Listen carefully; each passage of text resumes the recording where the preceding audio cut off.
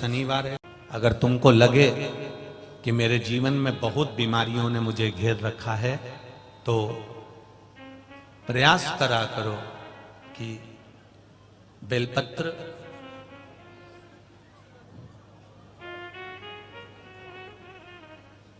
जो ये बेलपत्र होती है, इस बेलपत्र की जो ये डंडी होती है, इस बेलपत्र को अशोक सुंदरी वाली जो जगह होती है वहां पर इसका चढ़ाकर डंडी का जो भाग है वो शिवलिंग की ओर हो जाए और यहीं से जल चढ़ाते चढ़ाते चढ़ाते चढ़ाते अशोक सुंदरी से जल चढ़ाते चढ़ाते ओमकार जैसा, ओमकार जब हम अशोक सुंदरी से चालू करेंगे तो वो जल पहले गणेश जी के पास जाएगा, फिर वापिस अशोक सुंदरी के पास आएगा, अशोक सुंदरी से कार्तिकेय के पास जाएगा, कार्तिकेय से महादेव के पास जाएगा। ऐसा ओमकार जैसा जल जब तुम्हें लगे कि बीमारी बहुत घेर रखी है और बहुत बीमारी ने घेर लिया, कोई किडनी, कोई लीवर, कोई बहुत शरीर में कष्ट, कोई रोग बीमारी, या कहीं तुमको ऐसा लग रहा है कि मेरा गर्भ 20 साल हो गए, 22 साल हो गए, संतान नहीं, तब भी इस प्रयोग को जरूर करिएगा। डंडी का मुख शिवलिंग की ओर, पत्ती का मुख अशोक सुंदरी की ओर, ये नीचे का गोल भाग, ये जल जाने का स्थान, ये शिवलिंग, बीच में जो मोटी सी लाइन होती है वो अशोक सुंदरी का स्थान है। शंकर जी के राइट में जहां से पानी नीचे गिरता है उसके कोने पर गणेश जी का स्थान, इधर कार्तिकेय का स्थान, ये शिवलिंग, ये जो गोल भाग है ये माता पार्वती जी का हस्त कमल है। ऊपर से जो बूंद बूंद जल कलश में से गिरता है वो शंकर भगवान की 5 लड़कियां, जया, विषहरा, शामरीवारी, दौतली और देव, ये शिव जी की 5 लड़कियां ऊपर से जल की बूंद गिराती हैं। हम जब भी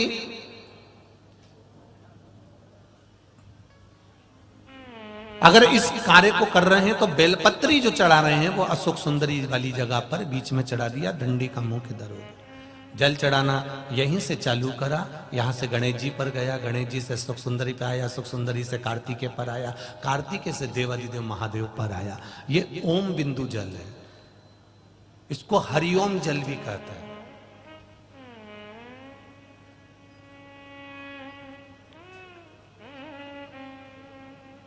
उज्जैन महाकाल में भगवान शंकर को सुबेरे सुबेरे सबसे पहला जो जल चढ़ता है वो हरिओम जल चढ़ता है।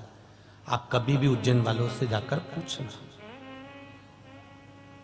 भस्म रमैया मंडल से पूछना या उज्जैन के किसी एक व्यक्ति से पूछना या वहां के पंडा जी से पूछना कि हरिओम जल कब चढ़ता है, तो वो कहेंगे सबसे पहला जल सुबह का हरिओम जल चढ़ता है।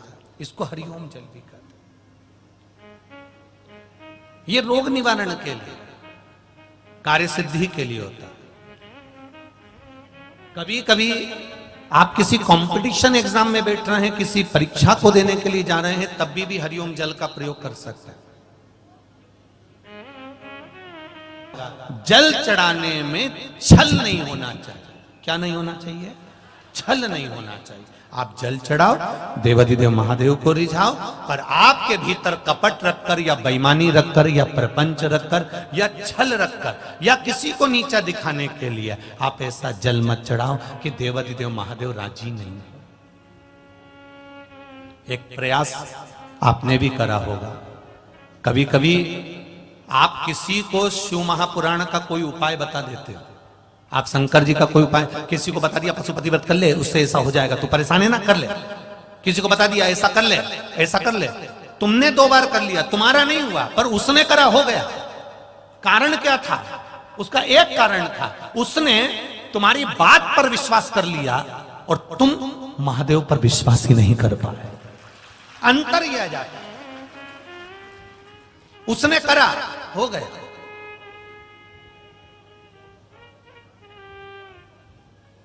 कितना? एक पशुपति व्रत को दुनिया के लोगों ने शिव महापुराण के अंदर जो पशुपति व्रत का महत्व है उसको कितना छुपा के रखा था साहब, कितना छुपा के रखा था, क्योंकि वो व्रत केवल एक ऐसा था जिस व्रत के बल पर जो मांगा वो मिल जाता। और कितने सोमवार का होता है? बोलो बोलो जम के। मात्र 5 सोमवार का वो व्रत है।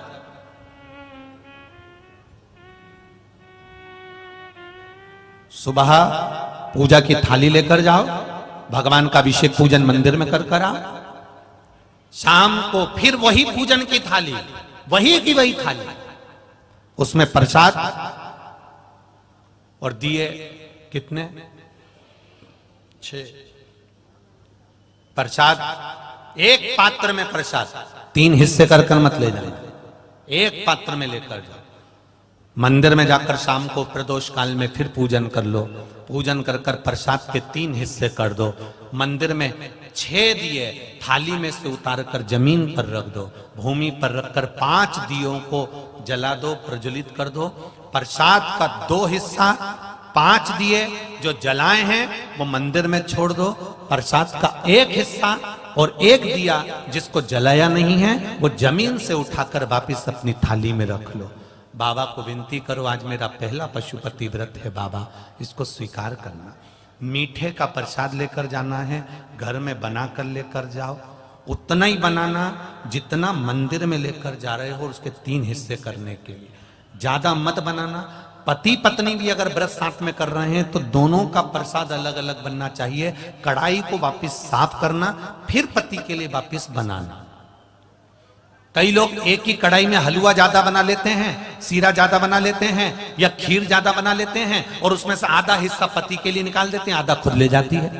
अब तुमने पहले ही तो कढ़ाई में से 2 हिस्से कर दिए तो उसका कोई फल नहीं मिलेगा। आप जितना बना रहे हो वो एक उपास के लिए होना चाहिए। पति का उपास है तो उसके लिए फिर दूसरा बनाओ, उसके 3 हिस्से फिर अलग। मंदिर में पहला व्रत करो, भगवान से विनय कर आइए। छठा दिया और प्रसाद का 1 हिस्सा जो लेकर आए हो अपने घर के दरवाजे के बाहर बैठो, आराम से दरवाजे की ओर मुख कर सीधे हाथ की ओर उस दिए को, जो छठा दिया है, उसको अपने सीधे हाथ की ओर, राइट हैंड की ओर, उसको दरवाजे के बाहर जला दीजिए। भगवान से प्रार्थना करिए, मैंने इसलिए ये व्रत करा है बाबा, उसको स्वीकार कर लेना। पहला व्रत कर घर में जाकर भोजन करो। भोजन करते समय सबसे पहले जो प्रसाद का 1 हिस्सा लेकर आए हो, पहले उस हिस्से को पूरा खाइए, उसमें से किसी को मत दीजिए।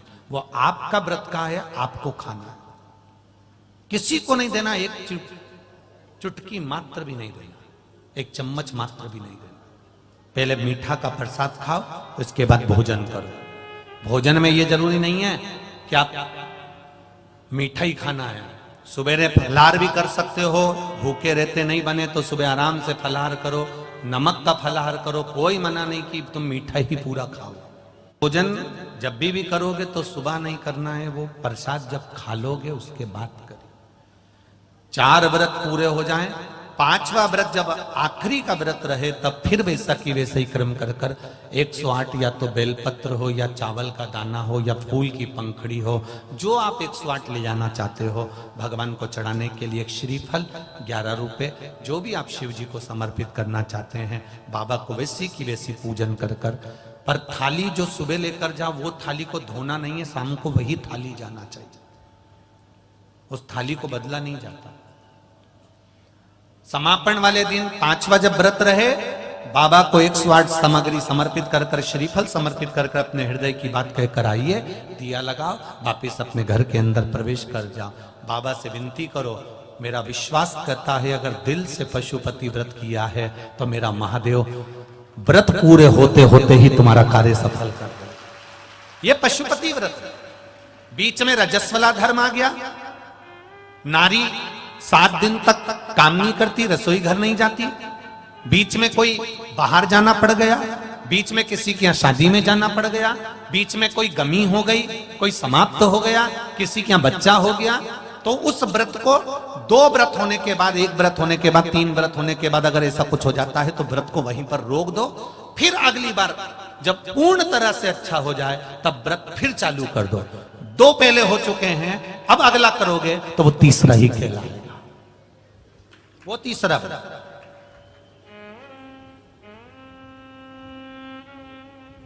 भगवान की भक्ति के साथ में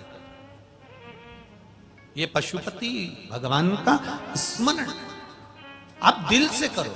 कितना कितना छुपा हुआ था शिव महापुराण की कथा। कोरोना काल के पहले शायद कई लोगों को तो स्मरण में भी नहीं होगा कि शिव पुराण की कथा भी सुनने का एक आनंद होता। श्री शिवाय नमस्तुभ्यम, ये वो मंत्र शिव महापुराण का है जिस मंत्र का मात्र उच्चारण करने वाले का मुख का दर्शन भी। और यही नहीं, उज्जैन के ऋणमुक्तेश्वर मंदिर में पुराने समय के पत्थर पर अंकित लिखा हुआ है कि शंकर भगवान की शिव महापुराण की कथा सुनने वाला, भगवान शंकर का भजन करने वाला एक पीढ़ी नहीं, अन्य पुराणों में 7 पीढ़ी तरने का लिखा है, पर उसमें लिखा 71 पीढ़ी तर जाती है। 71। अब वो 71 पीढ़ी कैसे ली गई? जब आप कथा सुनकर जाते हो, पत्नी ने सुनी तो उसके मायके में और उसके ससुराल में, पति ने श्रवण करा तो गाड़ी चलाकर जितने रास्ते से जाता है और उसका मुख जितनों ने देखा है उतने, कोई गर्भ में मर गया, कोई अधोगति में मर गया, कोई कुंवारी अवस्था में मर गया, कोई किसी कारण से मर गया, बहुत अभिलाषा थी उसके बाद भी बीमारी से मर गया। उन जीवों के कल्याण के लिए ये शिव पुराण है। कई लोग शिव पुराण सुनकर शिव पुराण की कथा तो करने लगे, पर लोगों को आज भी श्री शिवाय नमस्तुभ्यम व्यासपीठ से बोलने में संकोच होता है। उनको लगता है ये सियोर वाले महाराज का मंत्र है। भले वो व्यासपीठ से बैठकर शिव पुराण की कथा कर रहे हैं, भले उनने शिव पुराण चालू कर दी देख पढ़कर, पर उनको श्री शिवाय नमस्तुभ्यम उनकी गादी से बोलने में संकोच होता है कि सियोर वाले महाराज का कोई मंत्र नहीं है। उसका तो केवल एक ही निवेदन है कि इस मंत्र को शिव महापुराण, आप गीता प्रेस गोरखपुर की खोलिए, उसको पढ़ना चालू करो, उसमें आपको अपने आप मिल जाएगा कि श्री शिवाय नमस्तुभ्यम का लाभ क्या है। उसमें स्पष्ट करा है, स्पष्ट किया। आप पंचाक्षर मंत्र बोलो नमः शिवाय, आप षडाक्षर मंत्र बोलो ओम नमः शिवाय, पर श्री शिवाय नमस्तुभ्यम उस मंत्र की गरिमा का स्मरण करो जिस मंत्र का बल प्रबल है।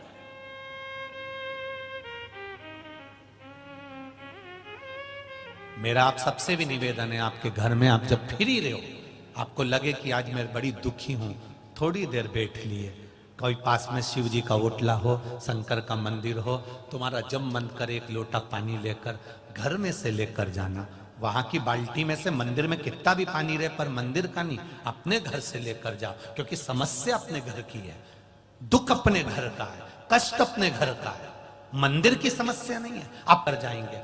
पत्र जब हम लेकर आते हैं तो अपने घर से लिखकर लेकर आते हैं। मेरे घर से पत्र गया है, मेरे घर से भेजा गया है, मेरे घर की निमंत्रण गई है, मेरे घर की पत्रिका गई है, तो भगवान मेरे घर शादी में आएगा। तुम्हारे घर का एक लोटा जल गया है। नौकरी करने वालों को और ड्यूटी करने वालों को और दुकान धंधा व्यापार करने वाले बेटों को, नवयुवक बेटों को धन्यवाद दूंगा जो अपने घर से पानी की एक बोतल साथ में लेकर जाते हैं और मंदिर में रुककर उसी बोतल से पानी चढ़ाकर भगवान देवादिदेव महादेव को चले जाते हैं। धन्यवाद आपको बहुत बहुत,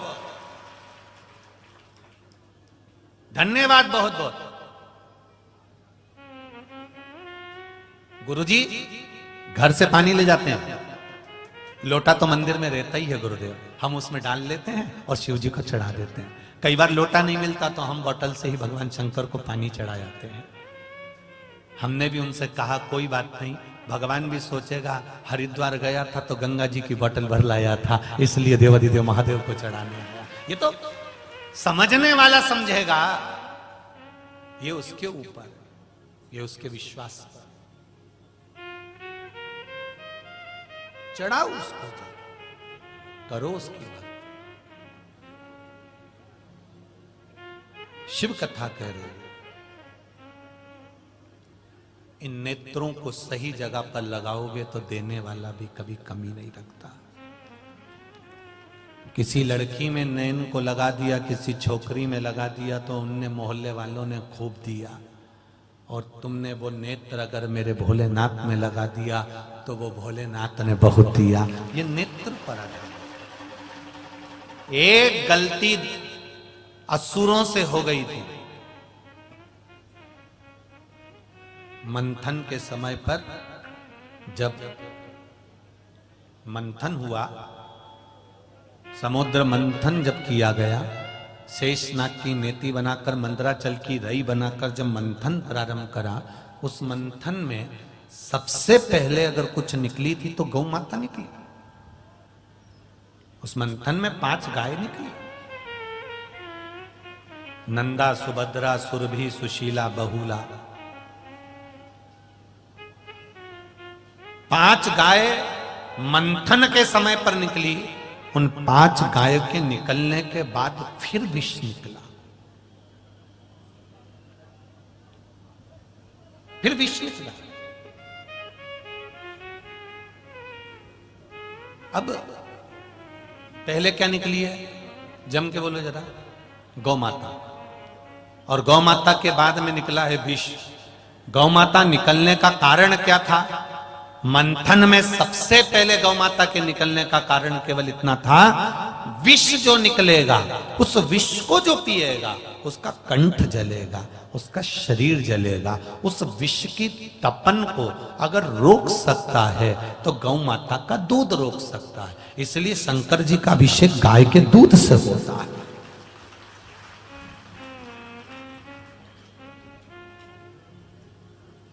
अब कोई कहे कि शंकर भगवान को 10 लीटर दूध चढ़ेगा, कोई कहे भगवान शंकर को 100 लीटर दूध चढ़ेगा, तो उनके हाथ जोड़ लेना और पांव पड़कर कहना, महाराज जी किसी पुराण में लिखा है कि शंकर जी को इतना ही दूध चढ़ेगा?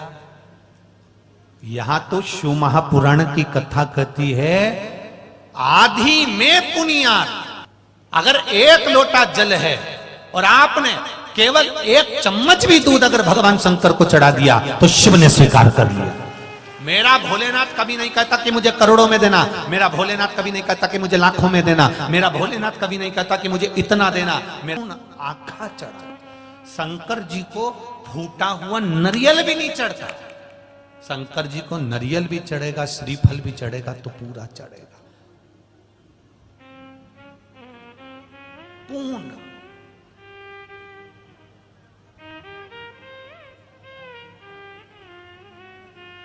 पर कितना? शिवजी ने कहा कि मुझे इतना सारा चावल चढ़ाओ, शंकर भगवान ने कहा मुझे 1 किलो गेहूं चढ़ाओ। नहीं नहीं नहीं, मेरा भोलेनाथ कभी नहीं कहता कि मुझे इतना देना। भोलेनाथ जी तो कहता है तू दिल से देना। अगर 1 अक्षत का दाना भी देगा तो याद कर कर देना कि द्रौपदी ने केवल झूठा बर्तन मुझे दे दिया था और झूठे बर्तन में से राख से वो बर्तन मन चुका था, साफ हो चुका था। द्रौपदी कह रही थी मेरे पास में कुछ भी नहीं है। भगवान ने कहा मुझे दे तो बर्तन जरा, पात्र तो दे। द्रौपदी ने पात्र दिया। वो पात्र चारों तरफ से ऐसा था, ऊपर किन्नौर लगी हुई थी, जैसे आपके भगोनी होती है, तपेली होती है, उस पात्र में किन्नौर थी। उस किन्नौर में एक चावल के दाने का आधा हिस्सा फंसा हुआ था और उस पर भी राख लगी हुई थी। भगवान द्वारिकाधीश ने उस आधे चावल के दाने को निकाल लिया, मुंह में ले लिया, 10,000 ब्राह्मणों का पेट भर दिया केवल आधे चावल के दाने से। केवल आधे चावल के दाने से 10,000 ब्राह्मणों का पेट भर दिया। मेरा महादेव कभी नहीं कहता कि मुझे लाखों में देना कि करोड़ों में देना। मेरा महादेव कभी नहीं कहता कि मुझे इतना देना। मेरा महादेव कहता है आधा चावल का दाना देना पर प्रेम का देना, 1 चावल का दाना देना पर प्रेम का देना, 1 लोटा जल देना तो प्रेम का देना। और सुन, 4 घंटे तक नाम जपे जा रही, जपे जा रही, जपे जा रही, जपे जा रही। कौन आया कौन गया, भगवान के ऐसा भजन भी मत देना। 1 क्षण मैं तुझे देख लूं और तू मुझे देख ले, ऐसा श्री शिवाय नमस्तुभ्यं बोल देना। 1 क्षण। ये बुजुर्ग माताएं यहां पर बैठी हुई हैं, बुजुर्ग भाई भी यहां पर बैठे हैं। आज के जमाने में लड़की लड़के को शादी के समय पर दिखाया जाता है। आधा घंटा बैठकर छोरी छोरा को बात कराई जाती है, फिर होटल में मिलाया जाता है। साहब ये लड़की से लड़के से संबंध हो रहा है, देख लो साहब। लड़की लड़का घूमने भी जाते हैं शादी के पहले बातचीत करने के लिए। बोलो री जी हो, सही है कि गलत है? और एक पहले का विवाह होता था, लड़की चाय की ट्रे लेकर आई, रखी, निगाह उठी, छोरा छोरी की निगाह मिली, उसने ट्रे रखी और अंदर चली गई। उससे ना तो कोई प्रश्न करा गया, ना कुछ पूछा गया, केवल छोरे ने छोरी को देखा, छोरी ने छोरे को देखा। आधे घंटे सोफे पे बैठ के नहीं देखा, केवल एक क्षण ट्रे रखते समय बस निगाह मिली और शादी पक्की हो गई। जो एक निगाह से शादी पक्की हुई थी वो 7 जन्म तक चली, और जो होटल में हुई थी वो 7 महीने ही चल जाए तो बहुत बड़ी बात है। 24 घंटे फोन पे लगे रहे, मम्मी भी कुछ नहीं बोली, अब पक्की हुई है शादी। क्या बोला? ना माँ बोली ना पिता बोले, शादी पक्की हुई है, कर लेने दो बात। 24 घंटा बात करे, रात को 1-1, 2-2 बजे तक बात करे, सुबह उठ के फिर मैसेज करे। उसके बाद भी शादी होने के बाद 4 साल 5 साल 6 साल में अदालत में खड़े मिलेंगे तलाक के लिए। जरा विचार करिए, इससे तो पहले की शादी अच्छी थी, केवल एक क्षण निगाह मिलती थी और शादी 7 जन्म तक चलती थी। मेरा भोलेनाथ भी कहता है, मेरे पास आना तो एक क्षण निगाह मिलाकर चले जाना, मैं तेरा और तू मेरा। और कई ऐसे हैं 24 घंटे मंदिर के अंदर बैठे रहते माला पकड़ के, 24 घंटे। अब इन्हें माला तो पकड़ी है और निगाह जहां मिलाना थी उसकी जगह।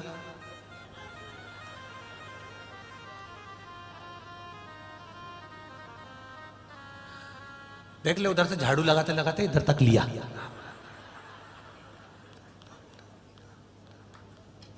वो बर्तन वाली को बोल देना, बर्तन उधर से उठा के इधर रख देगी और वहां से सोफा सेट को खसका के उधर से झाड़ू निकाल लेगी।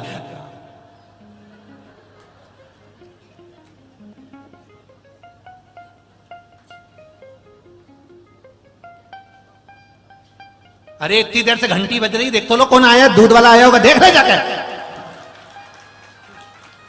अब बताओ, भगवान भी सोच रहा है या तो दूध लिया है या फिर मेरे को जब। और क्या कह रही है कि मैं तो 2 घंटे भगवान की सेवा करती। भगवान से पूछा है, बोलो ये कमला करती? भगवान बोले पक्की आलसान, इसके बराबर तो दुनिया में कोई होगा ही नहीं। मंदिर में आके बैठ जाती है, माला पकड़ के 4 घंटा तक बैठी रहे। एक हनुमान चालीसा को 25 बार बोल देती है। 25 बार पूरी बोलती है? नहीं, एक ही बार पूरी नहीं हो पाती है, उसी में 25 बार हो जाती है। जय हनुमान ज्ञान गुण सागर, जय कपीश तिहुँ जागर, राम पुत्र पवन सतनाम, महावीर विक्रम बजरंगी कुमति कृष्ण कंचन बराबर।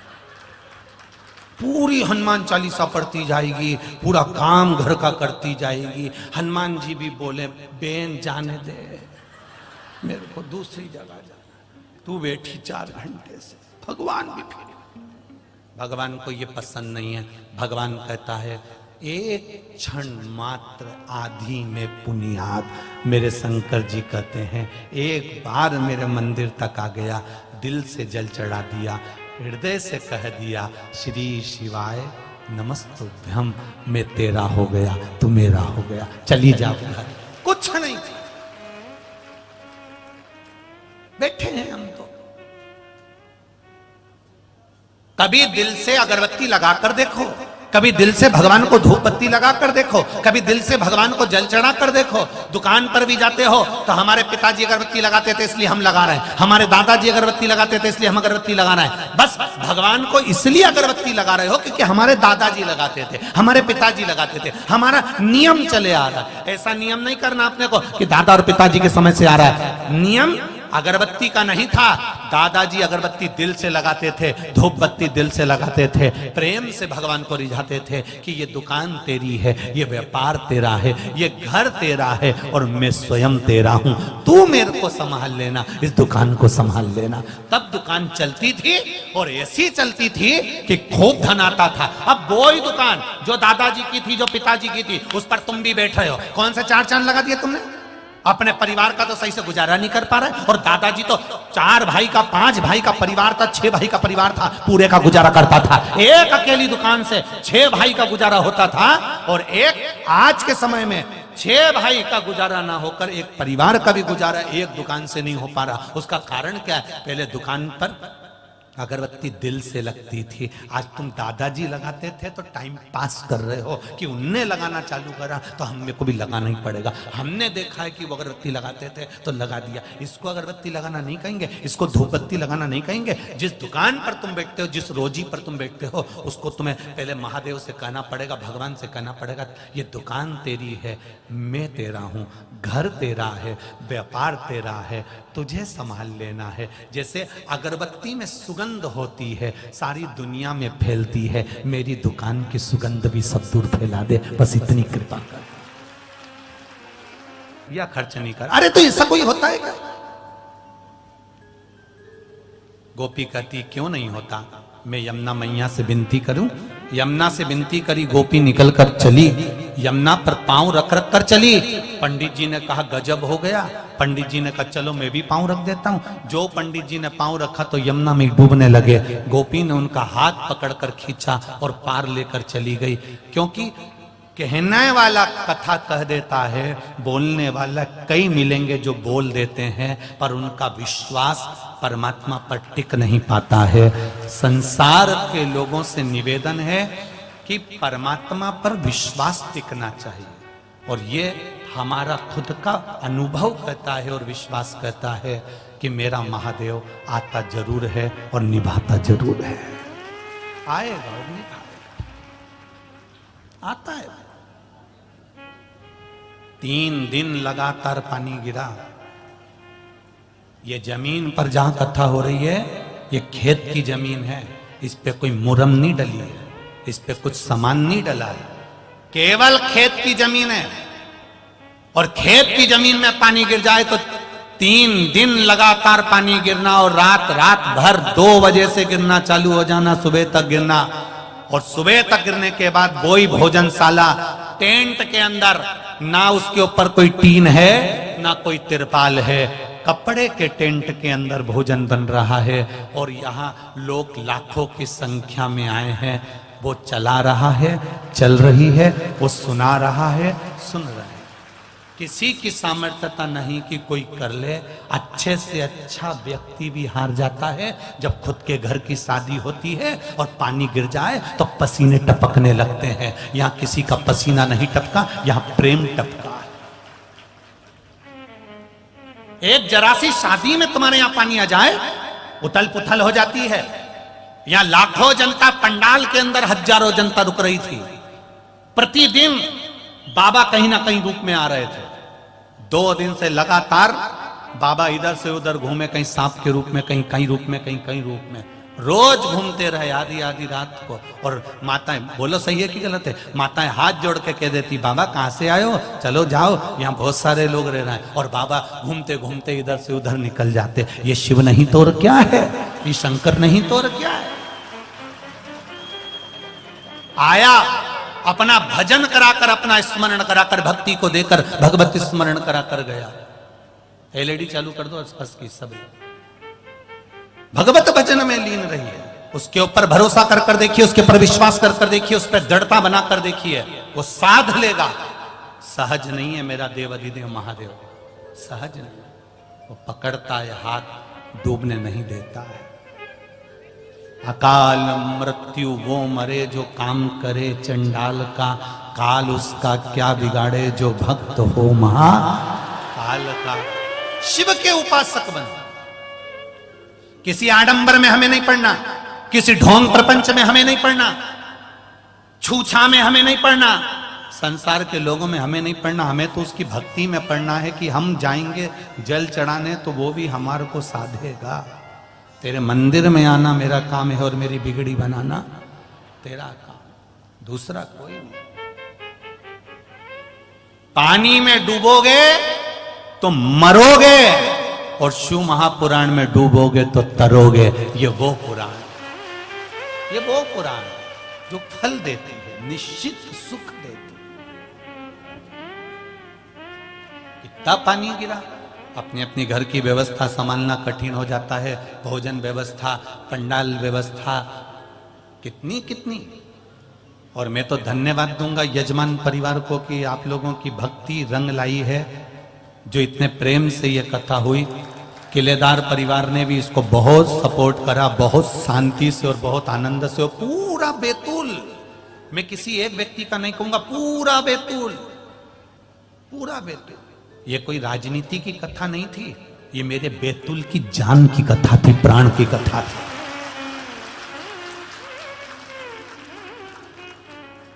किसको कहूं मैं, किसका वर्णन करूं मैं? ये पूरे बैतूल के प्रेम की कथा है, स्नेह की, कि हम बैतूल वासियों में प्रेम कैसा है, स्नेह कैसा है, हम बैतूल वासी क्या कर सकते हैं, ये इन्होंने कर कर दिखा दिया।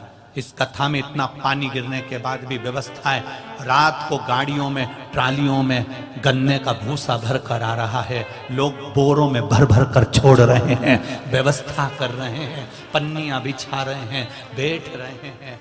जरा विचार करिए कितना।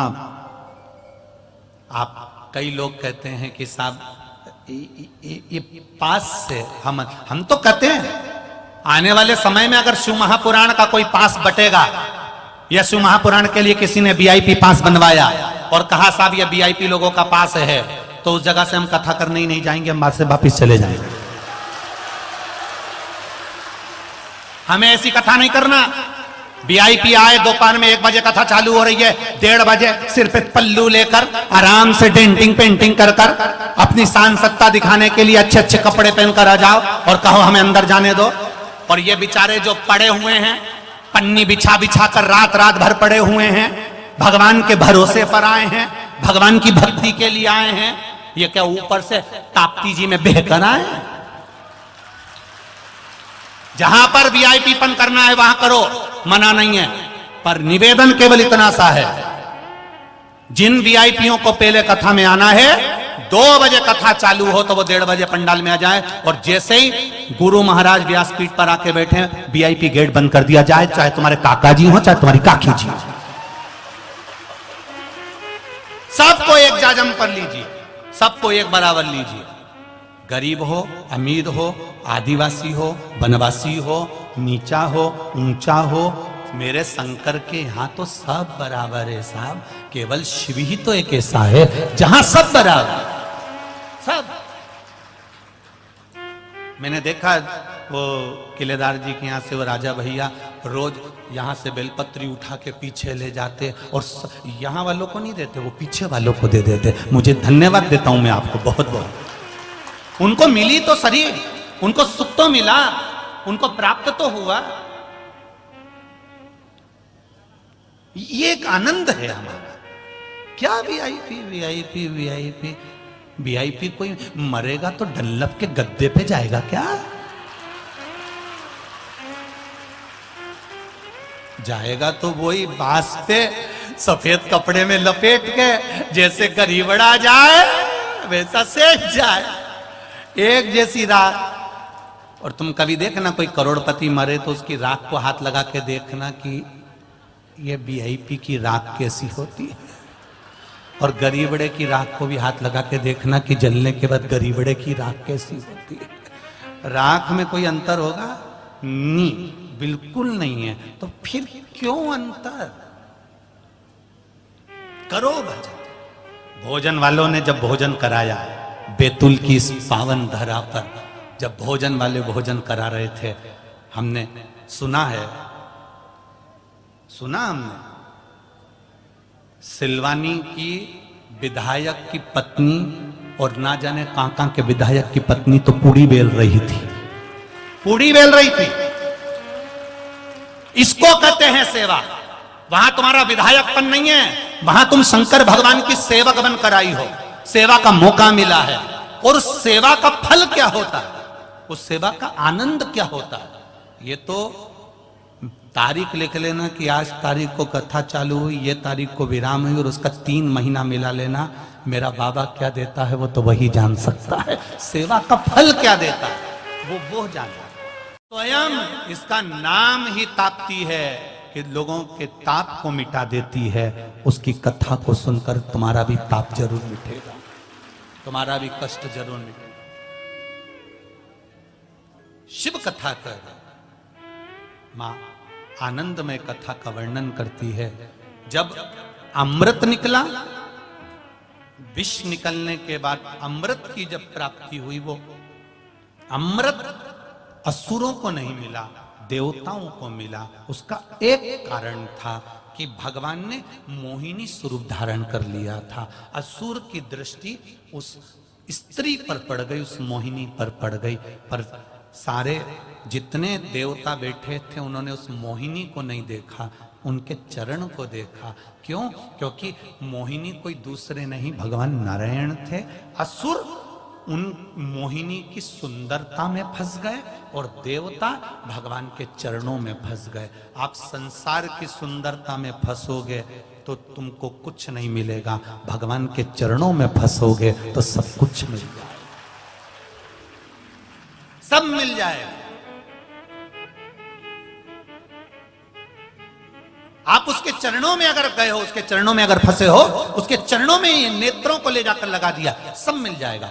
असुरों ने मोहिनी का स्वरूप देखा, कितनी सुंदर है, कितनी सुंदर है, कितनी सुंदर है। और देवताओं ने भगवान के चरण देखे, ये है कौन, मोहिनी रूप में कौन आया। चरण से पहचान गए कि ये भगवान है। भगवान के चरण देख लिए तो इनको अमृत मिल गया, और वो सूरत देखते रहे तो उनको समुद्र का जल मिल गया, उनको मदिरा पान करने को मिल गया, उनको अमृत नहीं मिल पाया। तब उस जगह पर उनको अमृत की प्राप्ति नहीं हुई, क्योंकि वो स्वरूप में अटक गए थे, चमक में अटक गए थे। अभी बड़ोदरा की कथा में एक बात कही थी, अंगूठी से ज्यादा सुंदर अंगूठी की डब्बी होती है। किसी किसी डब्बी को खोलो तो लाइट जल जाती है, अंगूठी की डब्बी इतनी सुंदर, मखमल लगा होता है। कई लोग तो डब्बी देखते रहे, कहा जोरदार डब्बी है, क्या जोरदार डब्बी है। अंगूठी से ज्यादा सुंदर डब्बी होती है, पर कीमत डब्बी की नहीं होती, अंगूठी की होती है। उसी तरह इस आत्मा से ज्यादा सुंदर दिखती है ये डब्बी, इतनी जोरदार, पर इस डब्बी की कोई कीमत नहीं अगर अंगूठी निकल जाए तो। अगर ये आत्मा निकल गई तो इस डब्बी की क्या कीमत है, डब्बी पड़ी रहेगी। कीमत तो अंगूठी की है, ये आत्मा की है, ये चित्त की है, ये वृत्ति की है, ये मन की, ये आत्मा की, ये मन की। कितना विश्वास पड़ा तुम्हारा, कितना भरोसा। बैतुल वालों, आज कथा में नागपुर का जयसवाल जी भी आए हुए हैं।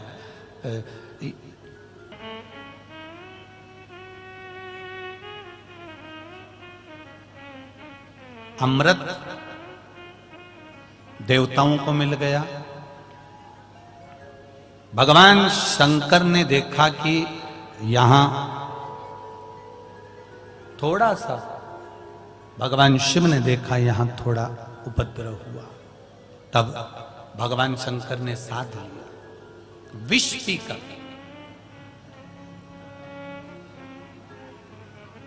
बहुत कम लोग होते हैं संसार में जो विष पीते हैं। विष से मतलब है अपयश पीते हैं। सम्मान सबको चाहिए, पर कभी ये विचार कर कर भी बैठो, घर में रह रहे हो तो ठंडी रोटी भी खाना पड़ सकती है, सुख के साथ में थोड़ा दुख भी मिल सकता है। दुख देने के लिए ये पूरा संसार है, और सुख देने के लिए मेरा देवाधिदेव महादेव। दुनिया के लोग दुख देना जानते हैं, तो सुख देना मेरा महादेव जानता है। वो सुख देना जानता है। दे संसार के लोग कितना देवेंगे, देते पर देना वो जानता। अहंकार अभिमान को इतना मत कर जाना कि कहीं मालूम पड़े कि हमें बहा कर रह जाए, ऐसा अभिमान नहीं चाहिए। ऐसा अभिमान नहीं होना चाहिए जो बहा कर ले जाए।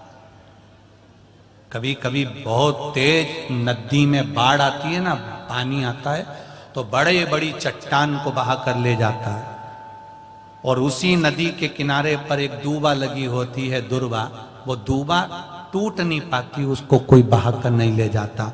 दूबा ने चट्टान को देखा कि चट्टान बह गई पर दूबा नहीं बही, तो चट्टान ने दूबा से पूछा कि मैं इतना बड़ा चट्टान, इतना बड़ा पर्वत पानी में बह गया, पर तू दूबा एक छोटी सी घास, छोटी सी एक दुर्बा, एक डाब, एक कुशा, तू पानी में तू क्यों नहीं बही?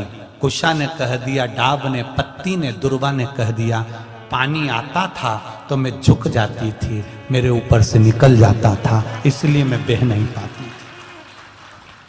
जिसने संसार में झुकना जान लिया, जो जान गया कि झुकने में कितना फायदा है, तो वो झुकता समाप्त हो जाता है और वो उन्नति की सीढ़ी पर बढ़ता चले जाता है। झुकना सीख लेना चाहिए। जब आप इनको रोज मंदिर जाने की आदत लगा दोगी, एक लोटा जल चढ़ाने की आदत लगा दोगी, रोज रोज जब मंदिर जाएगा, रोज रोज शिवालय जाएगा, तो एक ना एक दिन मेरा महादेव उसको इशारा कर देगा, और इशारा करा उसने, बस उतनी देर में तो उसको नफरत हो गई, सब छूट गया, वो दिल से छोड़ेगा।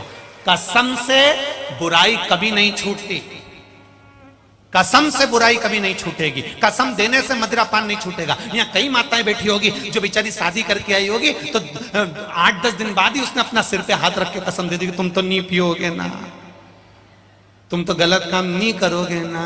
अब बताओ, ईमानदारी से उसने 8-10 दिन नहीं करा, उसके बाद में फिर अब बेचारी कहीं घर छोड़ के चली जाए, अब साथ ये कसम से या ताप्ती में खड़ा करने से या नर्मदा जी में खड़ा करने से। कई लोग हमसे कहते हैं आप कसम दिलाया करो व्यसन छुड़ाने के लिए। कोई कहता है हम ये कर रहे हैं, हम ये कर रहे हैं, हम ये कर रहे हैं। हम उनसे कुछ मत करो, अगर इनका व्यसन छुड़ाना है, इनका गलत काम छुड़ाना है, तो इनको मंदिर तक ले जाकर छोड़ना चालू कर दो, या अपने आप छोड़ दो।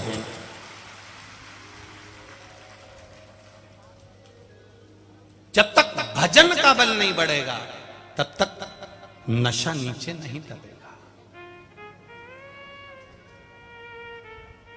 भजन के बल को बढ़ा लो,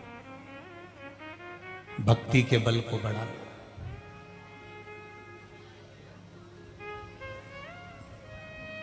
मंदिर में हो तब तक भगवान के, बोलो जम के बोलो, चरणों में हो। मंदिर की सीढ़ी छोड़कर निकले तो भगवान के चरणों में हो, नहीं हो, तब क्या करोगे? तब मंदिर में ही भगवान से कह देना, मंदिर में हूं तब तक तेरे चरणों में हूं, और ऐसी कृपा करना मैं कहीं पर भी रहूं, यहां तेरे चरणों में रहूं और वहां तेरी शरण में रहूं, जहां रहूं तेरी शरण में। मंदिर में तेरे चरणों में रखना, दुकान पर रहूं तो समझूं कि तेरी शरण में हूं, घर में रहूं तो समझूं कि तेरी शरण में हूं। तू मुझे खाने को दे रहा है, तू ग्राहक बनकर आया है, तूने मुझे संभाल लिया है, तू मुझे संभाल रहा है। आज अगर ये भातृ परिवार या ये कौशल परिवार या ये कथा करवा रहा है, तो ये भगवान की शरणागति से करवा रहा, कि वो करने वाला है, अपन तो केवल एक निमित्त मात्र है, केवल निमित्त।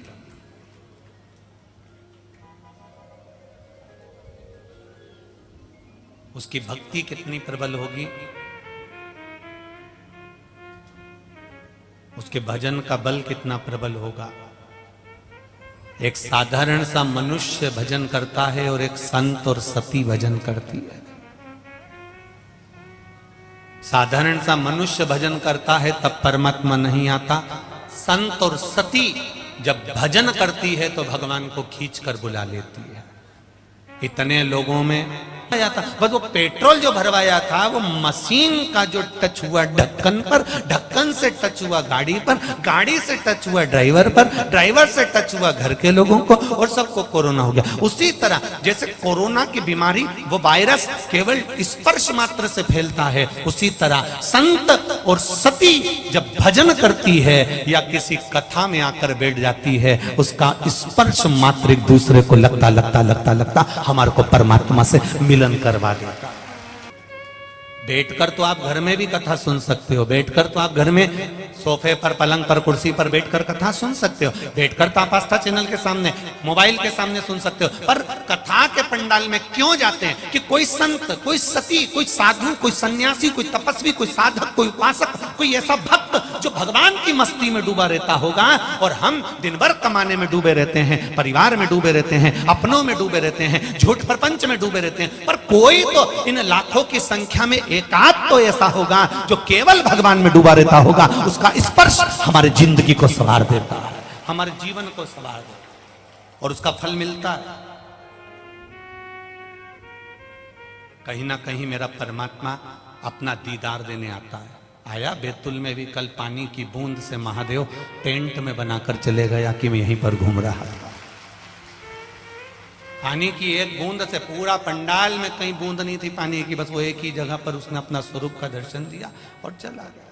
बस उसका कहीं ना कहीं वो सती और संत, साधु, सन्यासी, तपस्वी, साधक, उपासक, भजन करने वाला, कीर्तन करने वाला, मंत्र जाप करने वाला, नाम स्मरण करने वाला, यदि उसका स्पर्श मात्र होता है तो भी हमको सुख का अनुभव हो जाता है। शरणागति का फल कितना है?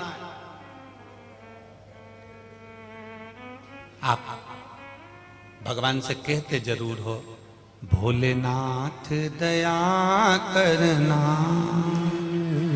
मैं। अब तुमने इतनी सी बात कह दी कि मैं तेरे भरोसे पे हूं। अब इतनी सी बात कितनी काम की है, जरा ध्यान दो। कितनी सी कही, फिर से बोल दो एक बार।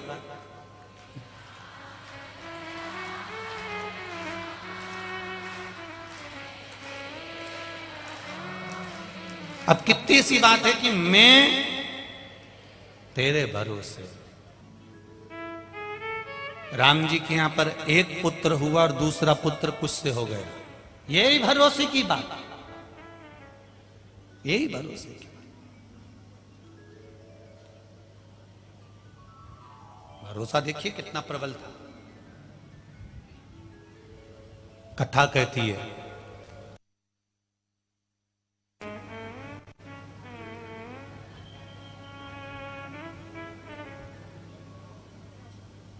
एक माँ ने अपने बच्चे को कपड़े की झोली में सुला दिया। झोली जानते हो ना आप लोग, माँ ऐसे कपड़ा बांध देती है, उसमें बच्चे को सुला दे। कपड़े की झोली में एक माँ ने सुला दिया।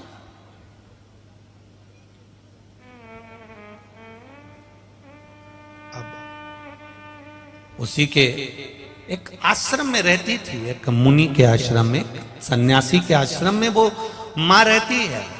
अपने बेटे को उसने झोली में सुलाया, पानी भरने जा रही है, बच्चा सो रहा है। संत से, मुनि से कह दिया, गुरुजी से कह दिया, महाराज, गुरुदेव, मुनिवर, संत देव, हे गुरुदेव, हे गुरुदेव, गुरुजी मैं पानी भरने के लिए जा रही हूं, मैं जल भरने जा रही हूं। बच्चा झोली में सो रहा है, आप ध्यान रखना। आपके भरोसे छोड़ के जा रही हूं, मैं तेरे भरोसे। वो नारी क्या कर रही है, वो स्त्री क्या कर रही है, वो मां क्या कर रही है? स्वामी जी, मुनिवर, संत, गुरुदेव, इस बच्चे को मैं आपके भरोसे छोड़कर जा रही हूं, थोड़ा ध्यान रखना, मैं पानी भरने जा रही हूं। और वो नारी, वो मां जल लेने चली गई। और वो मां जब जल लेने के लिए गई, माता जल लेने के लिए थोड़ी सी आगे बढ़ी, और जैसे ही जल लेने के लिए आगे बढ़ी, उसके मन में आया, संत मुनि तो माला पकड़कर बैठ जाएंगे, आंख बंद करके बैठ जाएंगे, थोड़ी देर में वो नेत्र बंद करके बैठ जाएंगे। और उन्होंने अगर नेत्र बंद कर लिए और मेरे बच्चे को कोई शेर, कोई जीव, कोई जंतु, कोई पशु, कोई पक्षी खा गया तो, मेरे बच्चे को कोई ने खा लिया तो, मेरे बच्चे को कोई ने नष्ट कर दिया तो? अच्छा, पहले वन बहुत थे, पहले जंगल बहुत थे, अब जंगल बहुत थे तो पशु पक्षी का भय भी बहुत था। और आप लोग तो बैतूल के निवासी हो, मुल्ताई के निवासी हो, यहां आसपास में तो कितना जंगल, तो जानवर से भय रहता था कि नहीं रहता था? पहले जंगल बहुत थे तो जानवर भी बहुत थे, जानवर बहुत थे तो उनसे भय भी रहता था कि शेर आ जाएगा खा जाएगा, सांप आ जाएगा खा जाएगा, चीता आ जाएगा खा जाएगा। परंतु अब ना तो जंगल बचे और ना, बोलो बोलो जम के बोलो, ना जानवर बचे। पर आज भी लोगों को भय है, क्योंकि पहले शेर नजर आता था कि शेर खा जाएगा, चीता नजर आता था कि चीता खा जाएगा, सांप नजर आता था कि सांप खा जाएगा। पर आज के जमाने में ना जंगल बचा ना जानवर बचे, इंसान इतने भयंकर हो गए कि अब इनसे डर लगने लगा कि कब निकल जाएगा, कब खा जाएगा। एक दूसरे को खाने में लगा हुआ है, भाई भाई की प्रॉपर्टी खाने में लगा है, जायदाद खाने में लगा है, कोई किसी का धन खाने में लगा है, कोई किसी की संपदा खाने में लगा है, कोई किसी को नुकसान पहुंचाने में लगा है, कोई किसी का पांव खींचने में लगा है, कोई किसी का हाथ खींचने में लगा है, कोई आगे बढ़ा उसको खींच कर पीछे लाया। तो पहले तो जानवर भी दिखते थे कि ये शेर है खा जाएगा, चीता है खा जाएगा, सांप है खा जाएगा, तो लोग डर जाते थे कि शेर के पास मत जाओ, सांप के पास मत जाओ, चीते के पास मत जाओ। पर आज के जमाने का इंसान ऐसा हो गया, इसको कैसे पहचाने कि कौन कब तुम्हें खा जाएगा, कब नुकसान पहुंचाएगा, कब कौन सा इसके भीतर जानवर प्रकट हो सकता है, इसको जानना कठिन हो गया। कैसे पहचाने? जरा जरा सी बेटियों को केवल भरोसे पर छोड़कर जाते हैं कि तुम्हारा ये रिश्तेदार है, तुम्हारा ये नातेदार है, ये तुम्हें संभाल लेगा। और जब मालूम पड़ता है, अखबार खोलो तो मालूम पड़े कि साहब छोटी सी बेटी के साथ उसी के रिश्तेदार ने ऐसा गलत करते कर दिया। तो मान लो शेर तो देखने में आ जाता था कि शेर है नुकसान पहुंचाएगा, चीता देखने में आ जाता था कि चीता नुकसान पहुंचाएगा, सांप देखने में आ जाता कि सांप नुकसान पहुंचाएगा। पर यह कैसे नुकसान पहुंचाएगा, इसको कैसे पहचाने मनुष्य को कि यह हमारे पीठ पीछे खड़ा होकर हमको कुल्हाड़ी मार रहा है? इसको कैसे जाना जाए? दुनिया में सबसे जहरीला व्यक्ति है कौन? अरे बोलो तो जम के, समझ गए? इतना ही समझना है अपने को। दुनिया का सबसे जहरीला व्यक्ति है, तुम्हारे साथ रहेगा, तुम्हारे साथ खाएगा, तुम्हारी एक थाली में खाएगा, तुम्हारे साथ रहेगा। और कब?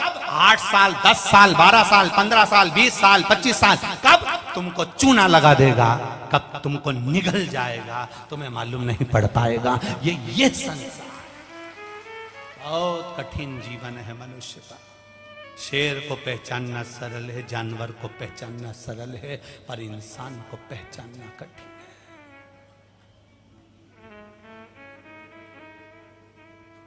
है। लगा, उस माता को लगा मैं बच्चे को सुला कर आ गई हूं। संत नेत्र बंद करके बैठ जाएंगे, माला पकड़ के बैठ जाएंगे, आंखें बंद कर लेंगे, और कोई जानवर आ गया मेरे बच्चे को खा गया तो माँ का दिल तो माँ का दिल होता है, माता का हृदय तो माता का हृदय होता है। माँ वापिस आ गई, संत माला पकड़ कर बैठे थे, इसने अपने बच्चे को उठा लिया और उस कपड़े में अपने बच्चे को बांध लिया और सिर पे हंडा रखा और पानी भरने चली गई। वो जल भरने गई, इतनी देर में संत की निगाह खुली, उन्होंने देखा कि देखो झोली में बच्चा सो रहा है कि नहीं सो रहा। जो देखा तो झोली में बच्चा ही नहीं था। अब झोली में बच्चा नहीं है, संत हक्का बक्का रह गए।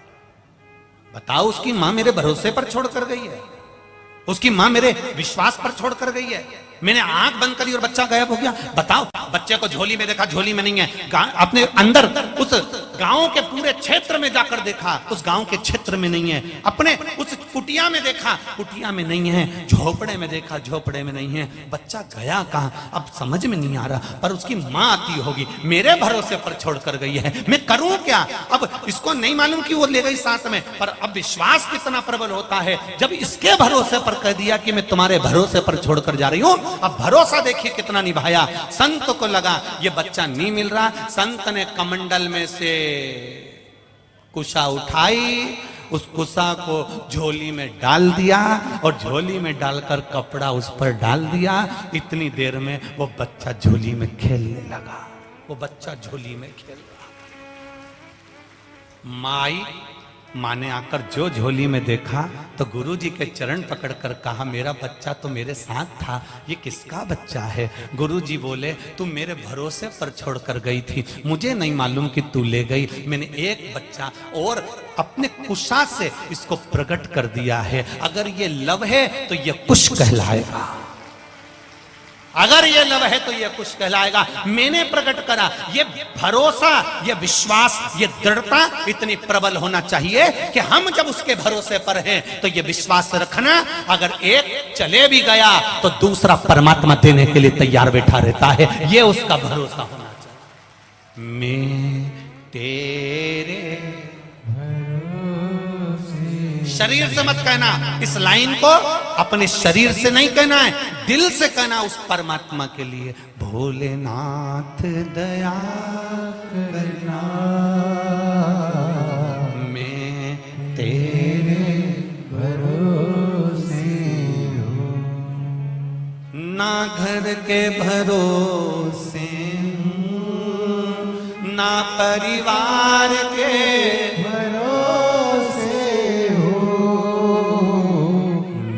बाबा दया करना, मैं तेरे भरोसे हूँ। जब अपन दिल से कहते हैं कि मैं तेरे भरोसे पर हूँ, मैं तेरे बल पर जी रही हूँ, मेरी कोई औकात नहीं बाबा, बहुत तू संभाल लेना। अब तुम कहीं गिरे तो उसने संभाल लिया, गिरे उसने संभाल।